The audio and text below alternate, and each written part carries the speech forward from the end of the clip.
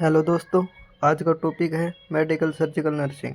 दोस्तों, आज इसके बारे में जानेंगे कि मेडिकल सर्जिकल नर्सिंग क्या है, इसके क्या यूजेज हैं, इसके क्या पर्पज हैं और इसके क्या रोल हैं। तो आगे चलते हैं और पढ़ते हैं introduction of medical surgical nursing. MSN is a specialized branch of nursing. MSN को ही हम मेडिकल सर्जिकल नर्सिंग बोलते हैं। यह एक स्पेशल ब्रांच है नर्सिंग की।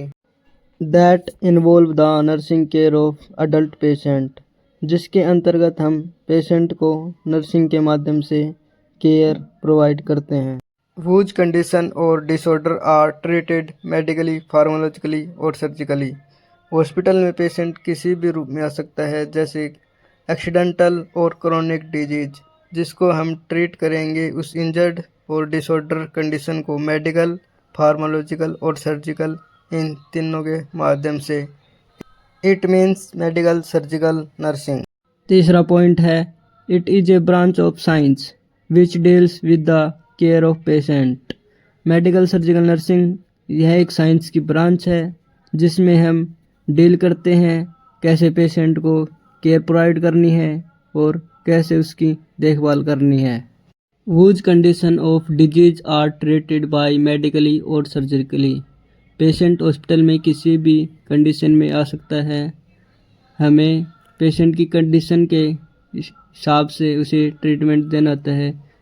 यदि कोई पेशेंट ट्रोमा कंडीशन में आता है, हम उसे सर्जिकल वार्ड में रखेंगे।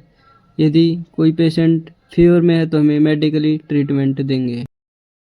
आगे बात करते हैं मेडिसिन।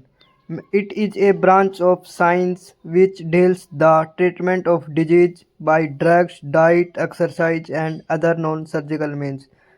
जैसे कि नर्सिंग एक साइंस की ब्रांच है, वैसे ही मेडिसिन भी एक साइंस की ब्रांच है। इसमें हम किसी भी डिजीज को ड्रग्स यानी कि दवा, डाइट यानी कि खान पान, एक्सरसाइज, इन तीनों के माध्यम से ही हम पेशेंट को ट्रीटमेंट देते हैं। इसमें नॉन सर्जिकल मीन्स इंक्लूड नहीं होते, केवल ड्रग्स, डाइट, एक्सरसाइज इंक्लूड हैं। इनके माध्यम से हम पेशेंट को ट्रीटमेंट करते हैं।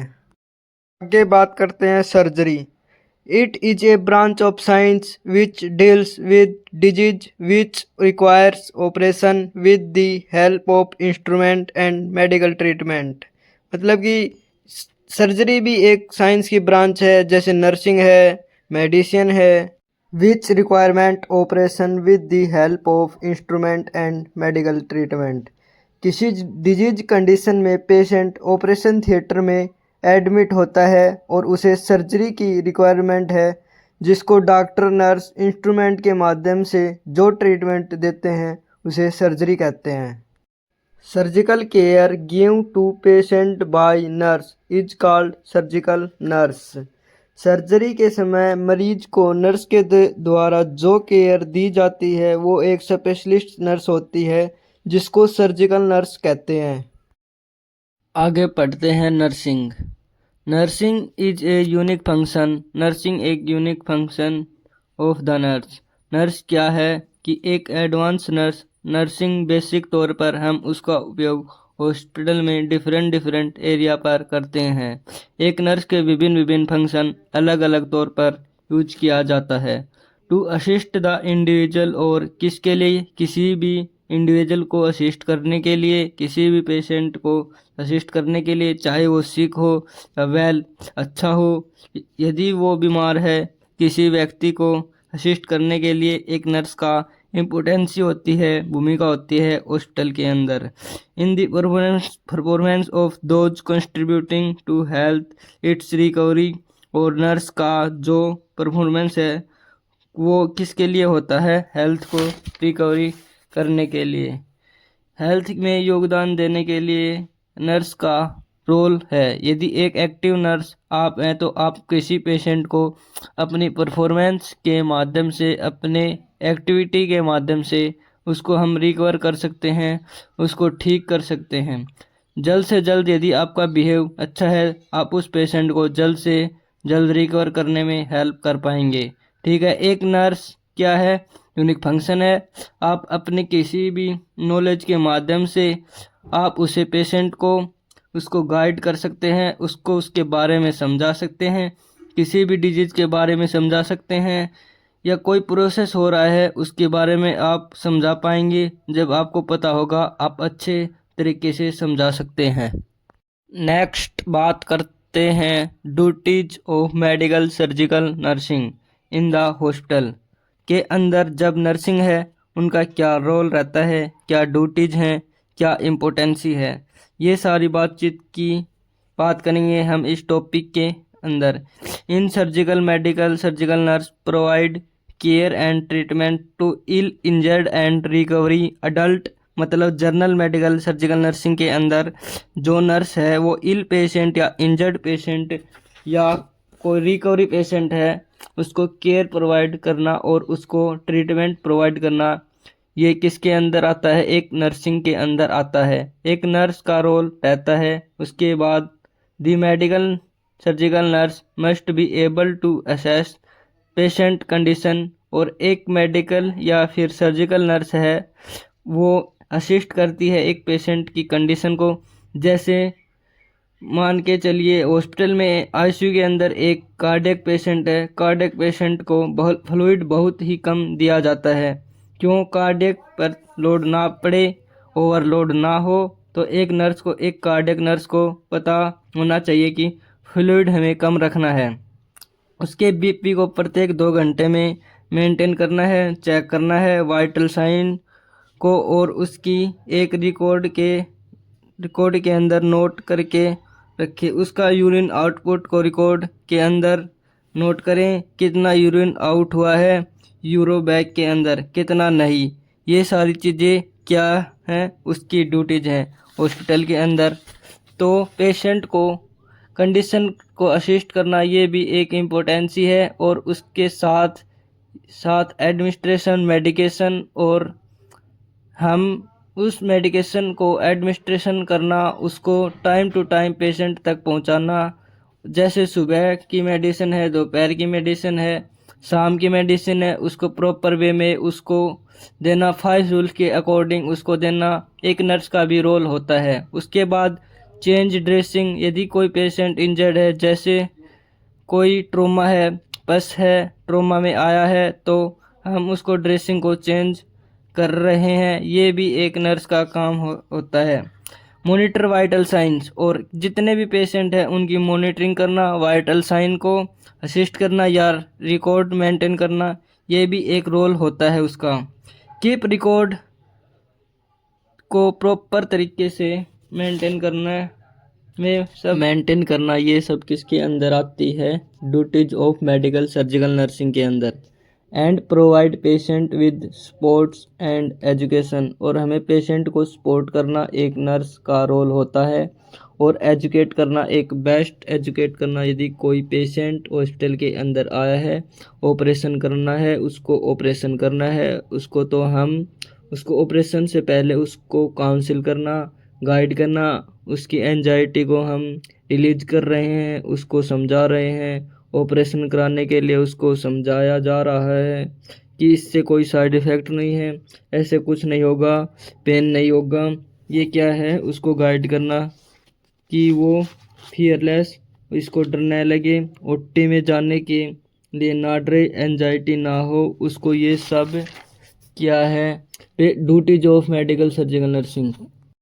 नेक्स्ट टॉपिक है evolution and trends of medical and surgical nursing. मतलब मेडिकल सर्जिकल नर्सिंग के अंदर कह सकते हैं कि स्टार्टिंग पॉइंट मेडिकल सर्जिकल का, स्टार्टिंग पॉइंट मेडिकल नर्सिंग का स्टार्टअप कैसे हुआ, ट्रेंड्स में कैसे आया, और इसमें क्या क्या चेंज हुए, और ये स्टार्टिंग से लेकर अब तक क्या क्या चेंज हुए, इन सब के बारे में बात करेंगे। तो सबसे पहले बात करते हैं इवोल्यूशन मेडिकल सर्जिकल नर्सिंग। तो पहला पॉइंट है इसमें, इन एंशिएंट टाइम्स व्हेन मेडिकल लोर वाज एसोसिएटेड विद गुड और evil spirit, the sick were usually code for in temples and houses of worship. दूसरा पॉइंट है इसका, these women had no real training by today's standards but experienced then valuable skills epically in the use of herbs and drugs, and some gained fame as the physician of their era. मतलब क्या है कि प्राचीन काल में चिकित्सा विद्या अच्छी या बुरी आत्माओं से जुड़ी हुई होती थी। मतलब आज के दौर में आज हमारा हेल्थ केयर सिस्टम बहुत ही पावरफुल इम्प्रूवमेंट हुआ है और चिकित्सा के क्षेत्र में बहुत ही आगे हैं।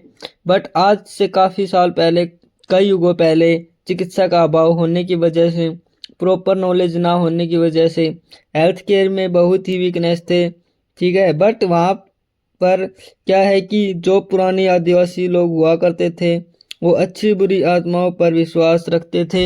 उनको कोई इष्ट देवता पर बिलीव करना, और जो पेशेंट बीमार होता था उनको उनके पास ले जाकर मंदिर, चर्च, ऐसी जगहों पर ले जाकर एक स्पेशल टाइप प्लेस पे वे जाकर उनको वहाँ पर उन आत्माओं से उम्मीद रखना कि ये पेशेंट ठीक हो जाएगा, प्रार्थना करते थे। अगला पॉइंट है इसका, in the 17th Saint Vincent de Paul began to encourage women to understand some form of training for their work, but there was no real hospital training schools for nurse until one was established in the Kaiserwerth, Germany in 1846। मतलब कि 17वीं शताब्दी के आते आते समय change हुआ। 17वीं शताब्दी में सेंट विंसेंट डी पॉल ने महिलाओं को उनके काम के लिए किसी प्रकार के लिए प्रोत्साहित करना शुरू किया, लेकिन 1846 में जर्मनी के कैसरवर्थ में स्थापित होने तक कोई भी असमता प्रशिक्षण केंद्र नहीं था, तो उनको बेसिक तौर पर ट्रेंड किया सेंट विंसेंट डी पॉल ने। उसके बाद फ्लोरेंस नाइटिंगेल ने प्रशिक्षण प्राप्त किया, जिसके बाद में लंदन के सेंट थॉमस हॉस्पिटल में स्थापित करने को सक्षम बनाया। फिर फ्लोरेंस नाइटिंगेल का कदम आता है इस फील्ड में। फिर उसने अपने आप को स्टेबलाइज किया। सेंट थॉमस हॉस्पिटल में सुविधा की बजाय प्रशिक्षण को महत्वता दी गई।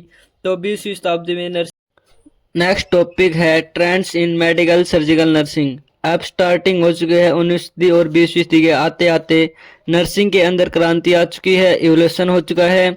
अब इसका ट्रेंड्स कैसे प्रचलन में आया है में बात करेंगे। Nursing has been called the oldest of the art, मतलब जो हमारा जो प्रोफेशन है सबसे पुराना एक आर्ट है, and the youngest of the profession, और ये अपने प्रोफेशन में छोटा था।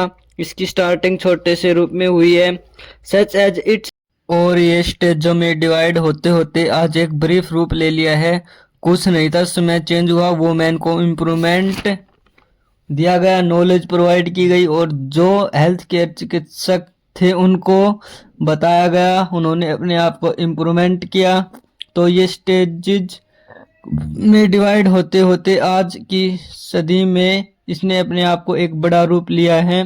ठीक है, ये एक सोशल मूवमेंट का पार्ट है। ठीक है, क्या है? नर्सिंग सोशल मूवमेंट का पार्ट है।